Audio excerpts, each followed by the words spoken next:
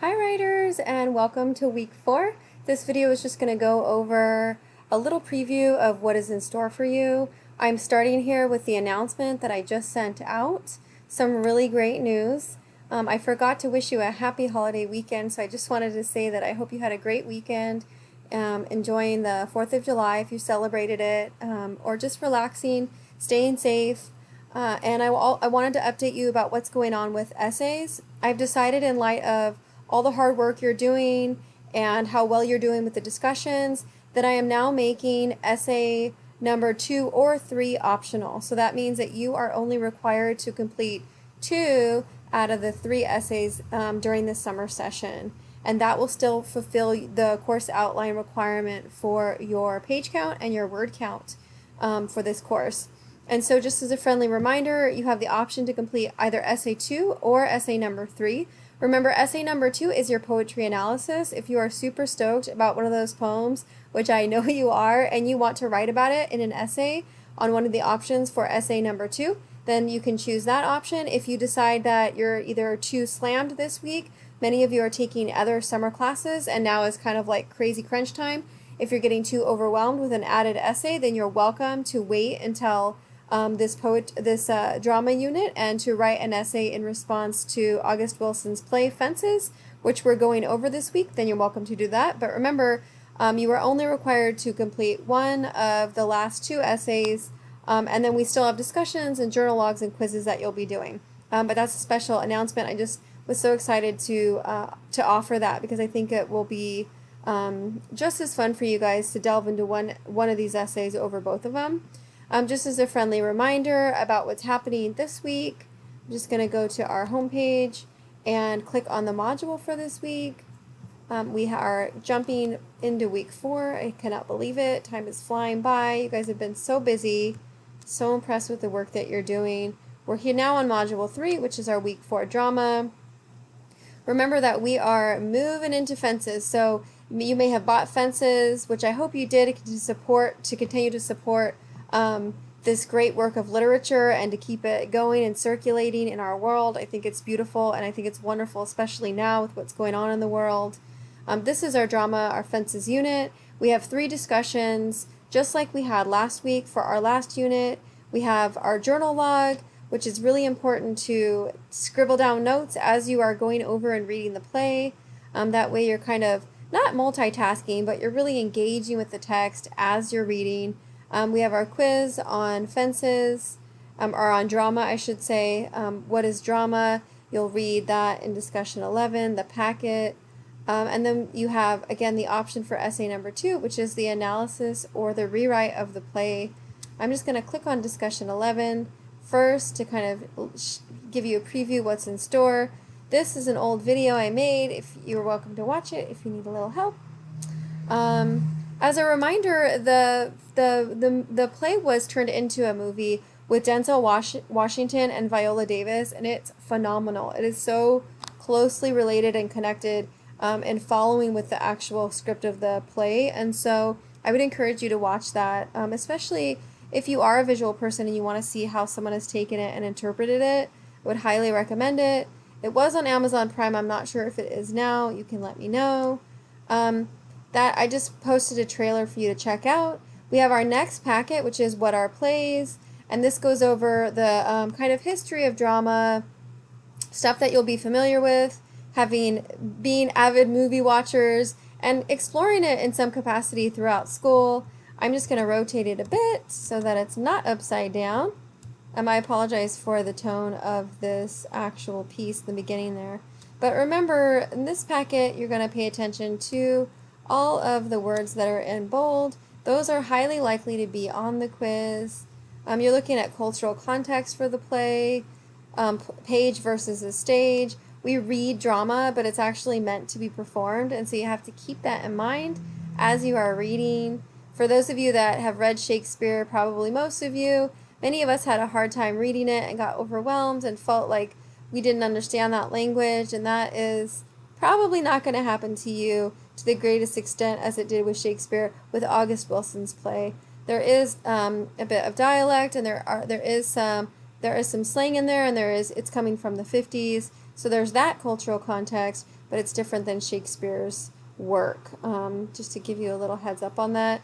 You can look at parts of a play, similar to that story narrative arc that we've been talking about, and some of the elements will remain the same or similar to plays, poems and short story. We still have plot, we still have rising action, climax and falling action, character, and all that stuff. So again, that's what's in the packet here. The actual play is linked here. I have a couple different links for you. This is just one of them. You're welcome to use this link if you did not buy the play. Again, you'll have to rotate it so you can read it. It is 35 pages here. You're welcome to print it out, maybe double-sided, and recycle it when you're done. We have our characters here, and you can read through. You can highlight them if that helps you track the characters. Highlight them in different colors when someone is speaking. Totally up to you. But find those reading strategies that help you as you're reading the play. I did post another copy of the play on our page that I'm going to mail out to you. I'll send you out both in an announcement or in an email in just a couple minutes so that you have it fresh in your mind. For those of you that didn't purchase the play, totally fine. For this discussion, you're going to read over what our play's introduction, and you're actually going to read the entire play. So that might be overwhelming. So again, take your time, engage in some of those active reading strategies where you're taking notes, you're highlighting things, you're using the #1 reading comprehension strategy, which is rereading, keep track. Some people will use Spark Notes, or they'll go onto Google and they'll kind of read a summary of the play. All those strategies are fine too, but you can just jump into the play and trust your intuition and really put yourself in a serene, calm environment where you can focus. Those of you that like music, you can play whatever kind of music might help kind of tune you into the play. Again, checking in with yourself and seeing how you're doing, what is your comprehension like, doing troubleshooting as you go, and figuring out what works best for you. Some people are morning people and they like to do studying in the morning. Some people are night owls and they prefer to jump in at night. Do what works best for you because that's what's going to bring you joy, and that's what's going to open you up to learning and really like taking it in like a sponge and engaging. When you hop onto this discussion, you're going to be posting 2 paragraphs and you can read the directions here. Please remember to respond to someone else in the class. Try to find someone who hasn't gotten a response yet. It's so wonderful to get a response from someone else. So that's what's happening with this discussion. I'm going to jump over to the next one while I'm on here. I know that there's videos on each one, but this is more of like a synthesis. For the second discussion, and remember there are only 3 discussions this week, you are going to be looking at quite a few different sources. And again, you're going to critically skim through each of the sources on here, and you're just going to pick one. We have an academic article in response to the play Fences, titled "The Failure of the American Dream in Fences." We have a Kanye West article titled African American Slavery Was a Choice. You can check that out. It's a BBC News article if you would like. We have Childish Gambino's "This Is America" video, which you may or may not be familiar with.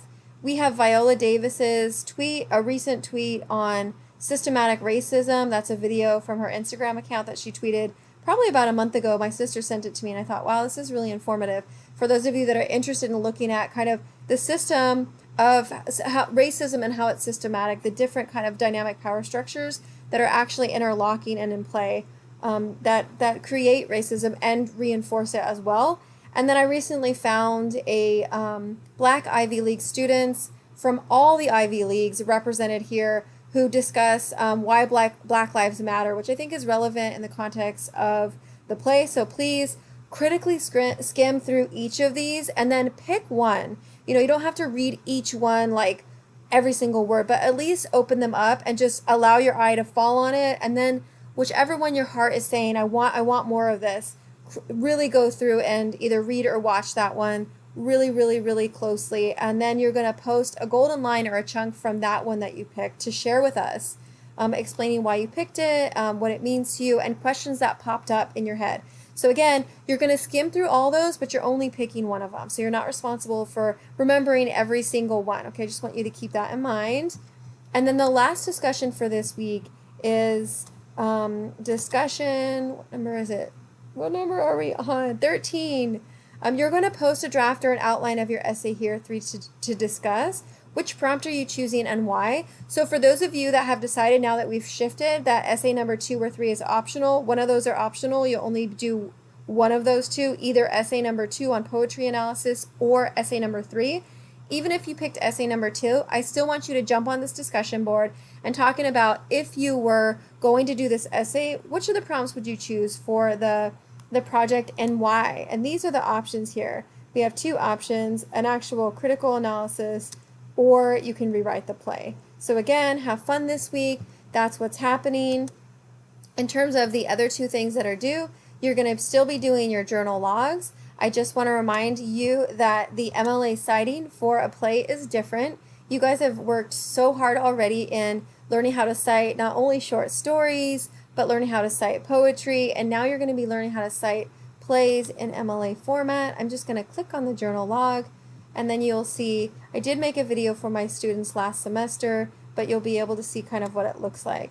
With the play, you're going to cite the act and the scene and then the page number, or excuse me, the line numbers. And so that's what you're going to have here. So that's a little bit different than what you've been doing before. And so that can be tricky. So I just wanted you to see an example of it. It's a lot of work still because you're still looking at a one entry per scene, and there are 9 scenes for the play. So again, I'll be sending the play out to you in a couple different formats that I found for free online.